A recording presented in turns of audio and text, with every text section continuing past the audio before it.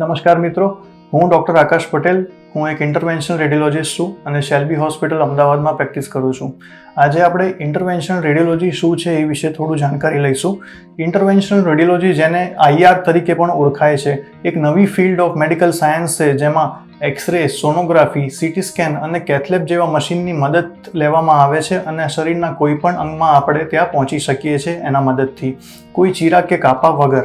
આમાં pinhole surgeries થતી હોય છે કે જેમાં કોઈ ચીરો કે ટાંકો આવતો નથી અને એક નાની 2 મિલીમીટરથી પણ નાની હોલમાંથી અમે એન્ટ્રી લઈએ છીએ અને એક પતલી સોય કાં તો પતલો વાયર અને એક પતલો ટ્યુબની મદદથી અમે શરીરના કોઈ પણ અંગમાં પહોંચી શકીએ છીએ.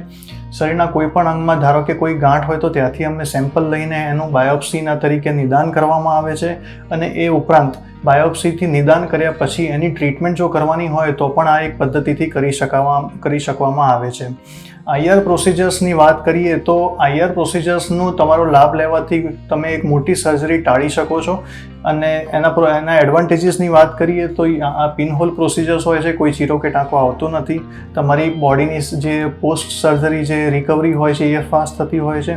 ઘણી બધી કન્ડિશન્સમાં ડે કેર પ્રોસિજર હોય છે કે એના એ દિવસે પેશન્ટને સવારે આવે અને સાંજે ઘરે મૂકવામાં આવે છે, જેથી કરીને તમારો હોસ્પિટલ સ્ટે રિડ્યુસ થાય છે, જેથી કરીને તમારો હોસ્પિટલનું જે કોસ્ટિંગ હોય છે એ પણ ઓછું થાય છે અને સેકન્ડરી હોસ્પિટલને લગતું જે ઇન્ફેક્શન થતું હોય છે કે લોંગ સ્ટેના રિલેટેડ જે પણ ઇન્ફેક્શન થતું હોય છે એ પણ ઘણું ઓછું કરવામાં આવે છે.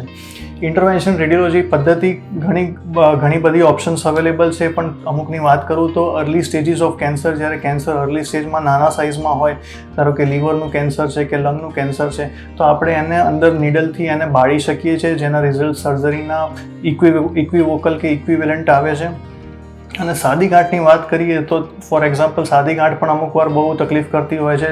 ફોર એક્ઝામ્પલ યુટ્રસમાં જે ફાઇબ્રોઇડ્સ હોય છે એમાં હેવી મેન્સ્ટ્રુઅલ બ્લીડિંગ કે એવું કંઈ હોય છે, થાઇરોઇડમાં સાદી ગાંઠ હોય છે જેને બહાર દેખાય છે પેશન્ટને, તો એ બધામાં પણ આપણે ઇન્ટરવેન્શન રેડિયોલોજીની મદદથી એ બધી ટ્રીટમેન્ટ કરવાથી પિનહોલ એક્સેસથી આ બધી સર્જરી કરવામાં આવે છે અને પેશન્ટને ફાયદો થતો હોય છે. આ વિશે વધુ માહિતી માટે તમે મારો સંપર્ક કરી શકો છો.